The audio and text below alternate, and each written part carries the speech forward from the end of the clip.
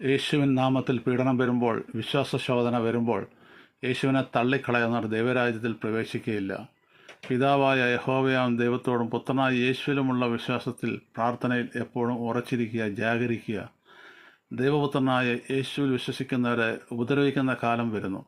ലോക സംഭവങ്ങൾ അത് വെളിപ്പെടുത്തുന്നു.